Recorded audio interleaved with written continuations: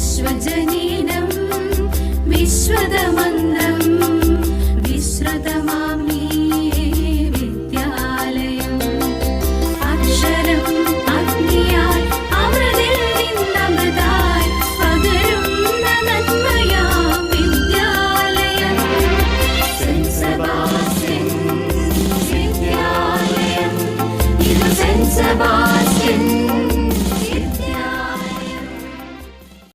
प्यारे बच्चों नमस्ते। आज की हिंदी कक्षा में सबका हार्दिक स्वागत है।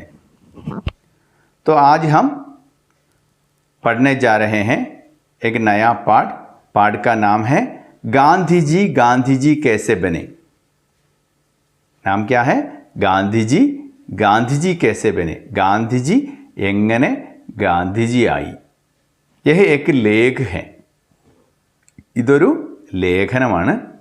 लेखक का नाम क्या है? लेखक का नाम है स्वयं प्रकाश। तो स्वयं प्रकाश द्वारा लिखा गया एक लेख है गांधी जी कैसे बने। അത് പഠിക്കുന്നതിന് മുമ്പ് ഈ മുകളിലത്തെ കള്ളിയിൽ എഴുതിയിരിക്കുന്ന ഒരു സെന്റൻസ് നിങ്ങളൊന്ന് വായിച്ചു നോക്കിയേ। എന്താണത്? आने वाली पीढ़ियाँ बड़ी कठिनाई से विश्वास करेगी कि इस प्रकार का कोई रक्त मांस वाला पुरुष इस दुनिया में जीवित रहा था। എന്താ അതിൻ്റെ അർത്ഥം? ആനേവാലി പീഡിയ എന്ന് പറഞ്ഞാൽ വരാനിരിക്കുന്ന തലമുറകൾ. പീഡി എന്ന് പറഞ്ഞാൽ തലമുറ എന്നാണ്.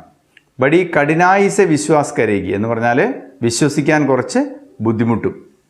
ഇനി വരും തലമുറകൾ ഈ കാര്യം വിശ്വസിക്കാൻ കുറച്ച് ബുദ്ധിമുട്ടും. ഏത് കാര്യമാണെന്ന് നോക്കിയേ.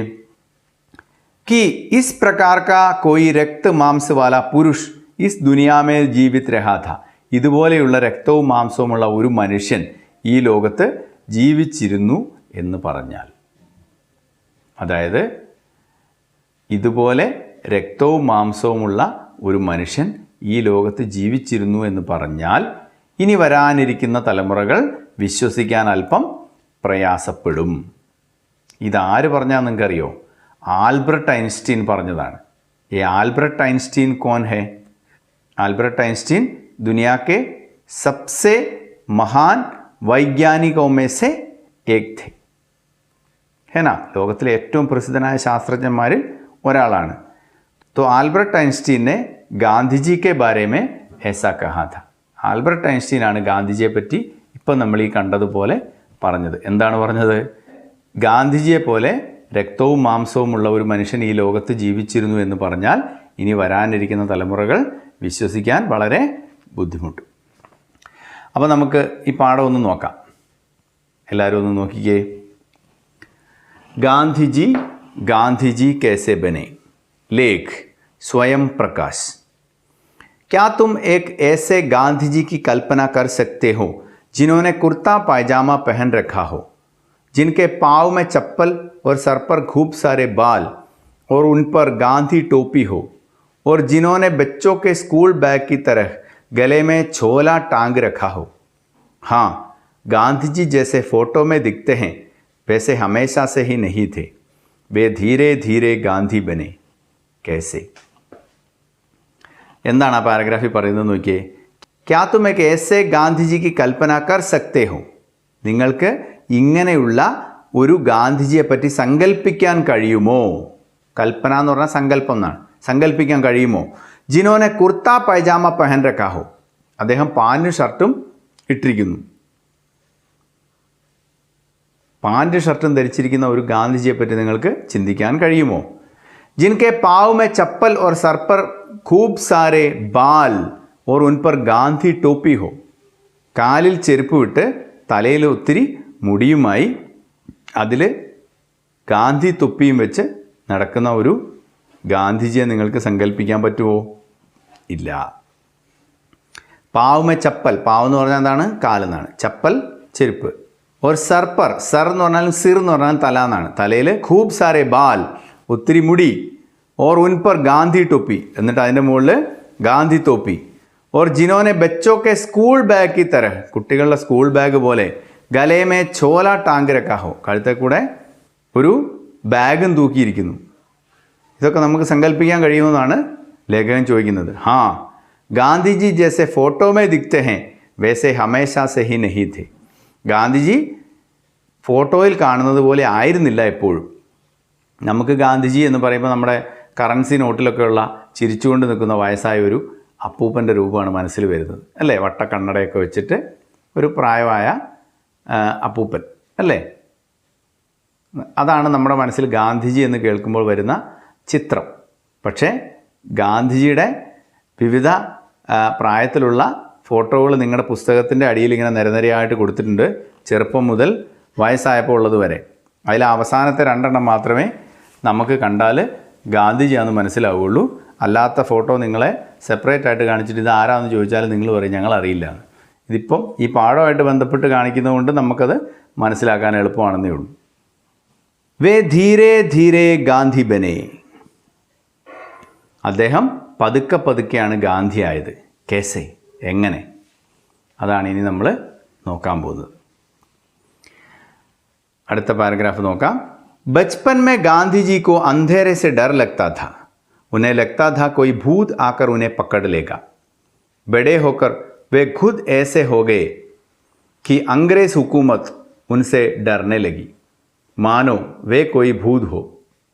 जब उन्हें काठियावाड़ हाई स्कूल में पहली कक्षा में भर्ती कराया गया तब उनकी उम्र थी 11 साल और उन्हें जो विषय पढ़ाए जाते थे वे थे इतिहास, भूगोल, गणित और अंग्रेजी. स्कूल की फीस थी 8 आने प्रति माह यानी 50 पैसे हर महीने. पहली परीक्षा में गांधी जी 34 बच्चों में से 32वें स्थान पर रहे और 2 विषयों में तो उन्हें 0 मिला. बचपन में गांधी जी को अंधेरे से डर लगता था. കുട്ടിക്കാലത്ത്, ബച്പൻ എന്ന് പറഞ്ഞാൽ ചൈൽഡ്ഹുഡ്, കുട്ടിക്കാലത്ത് ഗാന്ധിജിക്കോ അന്ധേരെ സെ ഡർ ലഗ്താ ഥാ. അന്ധേര എന്ന് പറഞ്ഞാൽ ഡാർക്ക്നെസ്, ഇരുട്ടിനെ പേടിയായിരുന്നു. ഡർ ലഗ്താ ഥാ, ചെറുപ്പത്തിൽ ഗാന്ധിജിക്ക് ഇരുട്ടിനെ പേടിയായിരുന്നു. ഉനെ ലഗ്താ ഥാ കോയ് ഭൂത് ആക്കർ ഉനെ പക്കഡ് ലേക. അദ്ദേഹത്തിന് തോന്നിയിരുന്നത് എന്താണ്? കോയ് ഭൂത് ആക്കർ ഉനെ പക്കഡ് ലേക, ഏതോ ഭൂതം വന്നിട്ട് അദ്ദേഹത്തെ പിടിക്കും എന്നായിരുന്നു അദ്ദേഹത്തിൻ്റെ പേടി. ബഡേ ഹോക്കർ വേ ഖുദ് ഏസെ ഹോഗെ. വലുതായപ്പം അദ്ദേഹം സ്വയം ഇങ്ങനെയായി. എങ്ങനെ? കി അംഗ്രേസ് ഹുക്കൂമത്ത് ഉൻസെ ഡർനെ ലഗി. ബ്രിട്ടീഷ് ഗവൺമെൻറ് പോലും അദ്ദേഹത്തെ ഭയക്കാൻ തുടങ്ങി. മാനോ വേ കോയി ഭൂത് ഹോ. എങ്ങനെ? ഒരു ഭൂതത്തെ പോലെ. ബ്രിട്ടീഷ് ഗവൺമെൻറ് പോലും അദ്ദേഹത്തെ ഒരു ഭൂതത്തെ എന്നതുപോലെ പേടിയായിരുന്നു. ഈ ഹുക്കൂമത്ത് എന്ന് പറഞ്ഞാൽ റൂൾ എന്നൊക്കെയാണ് അർത്ഥം കേട്ടോ, ഭരണം. അപ്പോൾ നമ്മളിവിടെ പറയുമ്പം ഗവൺമെൻറ് എന്ന് പറയും. जब उन्हें काठियावाड़ हाई स्कूल में पहली कक्षा में भर्ती कराया गया. അദ്ദേഹത്തെ കാഠ്യാവാഡ് ഹൈസ്കൂളിലെ 1ാം ക്ലാസ്സിൽ അഡ്മിറ്റ് ചെയ്തപ്പോൾ, ചേർത്തപ്പോൾ, ഭർത്തി കർണ എന്ന് പറഞ്ഞാൽ ടു അഡ്മിറ്റ് എന്നാണ്. തബ് ഉൻകി ഉമ്ര ധി 11 സാൽ. അദ്ദേഹത്തിൻ്റെ പ്രായം എത്രയായിരുന്നു? 11 വയസ്സ്. നിങ്ങൾ ഓർക്കണം, 11ാമത്തെ വയസ്സിലാണ് അദ്ദേഹത്തെ 1ാം ക്ലാസ്സിൽ ചേർക്കുന്നത്. ഓർ ഉനെ ജോ വിഷയ് പഠായെ ജാത്തെ ഥേ. അദ്ദേഹത്തെ പഠിപ്പിച്ചിരുന്ന വിഷയങ്ങൾ ഏതൊക്കെയായിരുന്നു? വേദേ ഇതിഹാസ്, ഭൂഗോൾ, ഗണിത് ഓർ അംഗ്രേസി. ഇതിഹാസ് എന്ന് പറഞ്ഞാൽ ഹിസ്റ്ററി, ഭൂഗോൾ എന്ന് പറഞ്ഞാൽ ജോഗ്രഫി, ഗണിത് എന്ന് പറഞ്ഞാൽ മാത്തമാറ്റിക്സ്, ഓർ അംഗ്രേസി, അംഗ്രേസി എന്ന് പറഞ്ഞാൽ ഇംഗ്ലീഷ്, അതായത് ചരിത്രം, ഭൂമിശാസ്ത്രം, കണക്ക്, ഇംഗ്ലീഷ് എന്നീ വിഷയങ്ങളായിരുന്നു അദ്ദേഹത്തെ പഠിപ്പിച്ചിരുന്നത്. സ്കൂൾ കി ഫീസ്. സ്കൂളിൻ്റെ ഫീസ് എത്രയായിരുന്നു?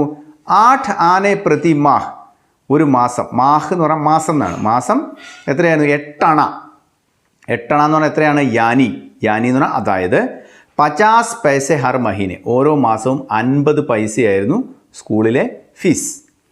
പഹലി പരീക്ഷ മേ ഗാന്ധിജി 34 ബച്ചോ മേ സെ 32വേं സ്ഥാൻ പർ രഹേ. ആദ്യത്തെ പരീക്ഷയിൽ ഗാന്ധിജി 34 ബച്ചോ മേ സെ 34 കുട്ടികളുള്ളതിൽ 32വേं സ്ഥാൻ പർ രഹേ 32ാം സ്ഥാനത്തായിരുന്നു. 34 എന്ന് പറഞ്ഞാൽ 34, 32 എന്ന് പറഞ്ഞാൽ 32. और 2 विषयों में तो उन्हें 0 मिला. 2 വിഷയത്തിന് ഗാന്ധിജി കിട്ടിയ മാർക്ക് എത്രയാണ്? 0. 0 എന്ന് പറഞ്ഞാൽ നിങ്ങൾക്കറിയാം 0. ഇനി അടുത്ത പാരഗ്രാഫ്. इंग्लैंड पढ़ने गए तो उनके लिए खूब सारे कपड़े सिलवाए गए.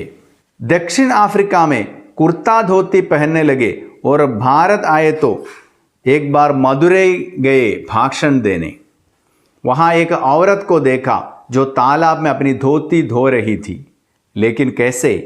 आधी पहनती थी और बाकी आधी धोती थी, फिर धुली हुई को पहन लेती थी और शेष को धोती थी। उसकी हालत देखकर गांधी जी भीतर तक हिल गए और बस उसी समय उन्होंने फैसला कर लिया कि अब सिर्फ एक धोती ही पहनूंगा। बाद में गोल में सम्मेलन के लिए लंदन गए। वहाँ तो खूब सर्दी पड़ती है, तो वहाँ के बच्चे पूछते थे, बाबा तुम्हारी पतलून कहाँ गई? गांधी जी उन्हें कोई जवाब नहीं देते थे, बस हंसकर रह जाते थे। लेकिन जब रानी से मिलने गए तो रानी के दरबार में ऐसे जाना तो अदब कायदे के खिलाफ था। तो किसी ने पूछा कि इतने कम कपड़ों में दरबार में कैसे जाओगे? तो बोले, फिक्र मत करो, तुम्हारे राजा ने हम दोनों के बराबर कपड़े अकेले ही पहन रखे होंगे। अब आ पैराग्राफ നിങ്ങളൊന്ന് നോക്കിയേ. इंग्लैंड पढ़ने गए तो उनके लिए खूब सारे कपड़े सिलवाए गए. ഇംഗ്ലണ്ടിൽ പഠിക്കാൻ പോയപ്പോൾ ഉൻകെ ലിയെ അദ്ദേഹത്തിന് വേണ്ടിയിട്ട് ഖൂബ് സാരെ കപ്പടെ ഒത്തിരി അധികം വസ്ത്രങ്ങൾ സിൽവായ ഗയെ തയ്പ്പിക്കപ്പെട്ടു. അതായത് അദ്ദേഹത്തിന് വേണ്ടി കുറേ അധികം വസ്ത്രങ്ങൾ തയ്പ്പിച്ചിരുന്നു. ദക്ഷിണാഫ്രിക്കയിൽ കുർത്ത ധോത്തി പെഹന്നെ ലഗെ. കുർത്ത ധോത്തി എന്ന് പറഞ്ഞാൽ എന്താ അർത്ഥം? ഷർട്ടും മുണ്ടും ധരിക്കാൻ തുടങ്ങി. ഓർ ഭാരത് ആയത്തോ, അതിനുശേഷം ഇന്ത്യയിൽ വന്നപ്പം ഏക് ബാർ മധുരൈ ഗയെ ഭാഷൺ ദേനെ, ഒരു പ്രാവശ്യം മധുരയ്ക്ക് പോയി. എന്ന് പറഞ്ഞാൽ തമിഴ്നാട്ടിലുള്ള മധുരയാണ്, ഉത്തർപ്രദേശിലുള്ള മധുരയല്ല. അവിടെ പോയി. എന്തിനു പോയി? ഭാഷൺ ദേനെ. ഭാഷൺ ദേന എന്ന് പറഞ്ഞാൽ പ്രസംഗിക്കുക. സ്വാതന്ത്ര്യ സമരവുമായിട്ട് ബന്ധപ്പെട്ട് ഗാന്ധിജി ഇന്ത്യയുടെ വിവിധ ഭാഗങ്ങളിൽ സഞ്ചരിച്ച് പ്രസംഗിക്കുകയൊക്കെ ചെയ്തിരുന്നു. അങ്ങനെ അതിൻ്റെ ഭാഗമായിട്ട് ഒരു പ്രാവശ്യം എവിടെ പോയി? മധുരയിൽ പോയി. വഹാ ഏക ഔരത് കോ ദേഖാ ജോ താലാബ് മേ അപ്നി ധോത്തി ധോ രഹി ഥി. അവിടെ ഒരു സ്ത്രീയെ കണ്ടു. അവൾ എന്ത് ചെയ്യുകയായിരുന്നു? താലാബ് മേ അപ്നി ധോത്തി ധോ രഹി ഥി. കുളത്തിൽ അവളുടെ മുണ്ട് കഴുകുകയായിരുന്നു. ധോത്തി എന്ന് പറഞ്ഞാൽ മുണ്ടെന്നാണ് അർത്ഥം.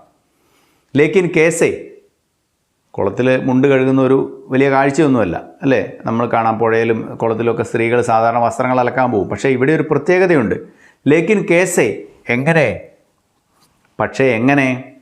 ആദി പെഹൻതി തി ഓർ ബാക്കി ആദി ധോത്തി ഥി. പകുതി ഉടുത്തിരുന്നു, എന്നിട്ട് ബാക്കി പകുതി അലക്കുകയായിരുന്നു. നിങ്ങളൊന്ന് നോക്കിയേ, ആ സ്ത്രീ എങ്ങനെയായിരുന്നു തുണി അലക്കിക്കൊണ്ടിരുന്നത്?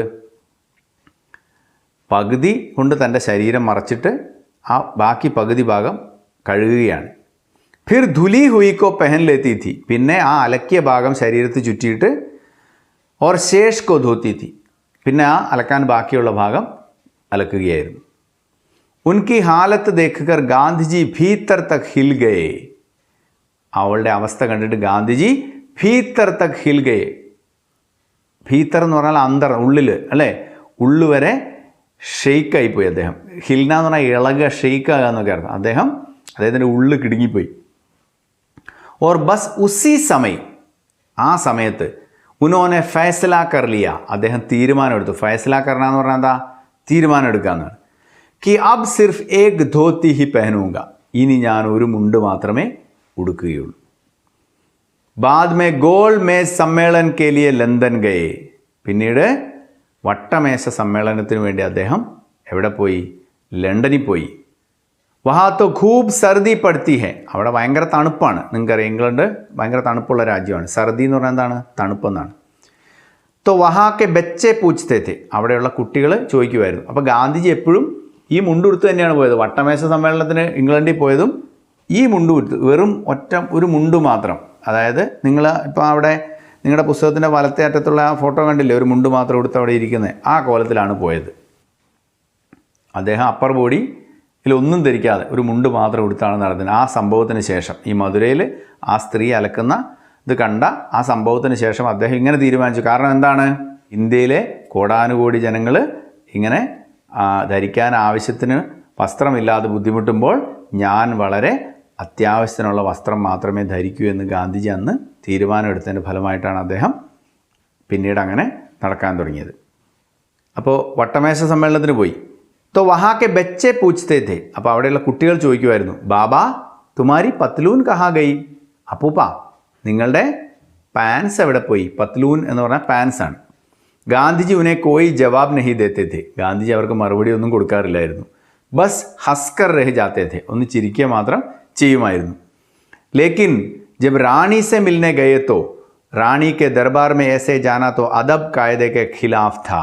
പക്ഷേ റാണിയെ കാണാൻ വേണ്ടി പോയപ്പം, ബ്രിട്ടീഷ് രാജ്ഞിയുടെ കാര്യമാണ് പറയുന്നത്, റാണിക്ക് ദർബാർമേ, രാജ്ഞിയുടെ കൊട്ടാരത്തിൽ, ദർബാർ എന്ന് പറഞ്ഞാൽ കൊട്ടാരം, ऐसे जाना तो अदब कायदे के खिलाफ था, ഇങ്ങനെ പോവുക എന്ന് പറഞ്ഞാൽ, അതായത് ഇങ്ങനെ അല്പവസ്ത്രധാരിയായിട്ട് പോവുക എന്ന് പറഞ്ഞാൽ അദബ് കായദയ്ക്ക് ഖിലാഫ് ഥ, മാനേഴ്സിന് എതിരായിരുന്നു. അവിടെ ബ്രിട്ടീഷ് രാജ്ഞിയൊക്കെ കാണാൻ പോകണമെങ്കിൽ ഒരു ഡ്രസ് കോഡൊക്കെ ഉണ്ട്, അതൊക്കെ പാലിച്ചിട്ടേ അവിടെ കയറ്റുള്ളൂ. അല്ലാതെ ചുമ്മാ ഒരു മുണ്ടൊന്നും കൊടുത്തു വന്നാൽ അവിടെ കയറ്റാനൊക്കെ ബുദ്ധിമുട്ടാണ്. तो किसी ने पूछा, അപ്പോൾ ആരോ ചോദിച്ചു, कि इतने कम कपड़ों में दरबार में कैसे जाओगे, ഇത്രയും ചെറിയ വസ്ത്രം ധരിച്ചിട്ട് എങ്ങനെയാണ് റാണിയെ കാണാൻ വേണ്ടിയിട്ട് കൊട്ടാരത്തിലേക്ക് പോണതെന്ന് ചോദിച്ചു. तो बोले ഫിക്കർ മത് കറു, അപ്പോൾ പറഞ്ഞു ഡോണ്ട് വറി, ഫിക്കർ മത് കറു എന്ന് പറഞ്ഞാൽ വിഷമിക്കേണ്ട, തുമാരെ രാജാനെ, നിങ്ങളുടെ രാജാവ്, ഹം ദോനോക്കെ ബരാബർ കപ്പടെ അക്കേലെ ഹി പെഹൻ രഖേ ഹോങ്കെ, നിങ്ങളുടെ രാജാവ് ഞങ്ങൾ രണ്ടുപേർക്കും ധരിക്കാനുള്ളത് മാത്രം വസ്ത്രങ്ങൾ ധരിച്ചിട്ടുണ്ടാവും. അതാണ് ഗാന്ധിജി പറഞ്ഞ മറുപടി. അതായത് രാജാക്കന്മാരൊക്കെ വലിയ വില കൂടി ഒത്തിരി വസ്ത്രങ്ങളൊക്കെ ആണല്ലോ ധരിക്കുക. അപ്പോൾ ഗാന്ധിജി പറഞ്ഞു നിങ്ങളുടെ രാജാവ് ഞങ്ങൾക്ക് രണ്ടുപേർക്കും വേണ്ടിയിട്ടുള്ള വസ്ത്രങ്ങൾ ധരിച്ചിട്ടുണ്ടാവുമെന്ന്. അപ്പോൾ ഇത്രയും നിങ്ങൾക്ക് മനസ്സിലായില്ലേ? तो ये पाठ हमारे राष्ट्रपिता गांधी जी के बारे में है. तो आप लोग इसे खूब पढ़िए और समझिए. അർത്ഥമൊക്കെ ഞാനിപ്പോൾ എഴുതി തരും, നിങ്ങളതൊക്കെ എഴുതി വെച്ച് പഠിക്കുക. तो हम अगली कक्षा में मिलेंगे. धन्यवाद. अलविदा.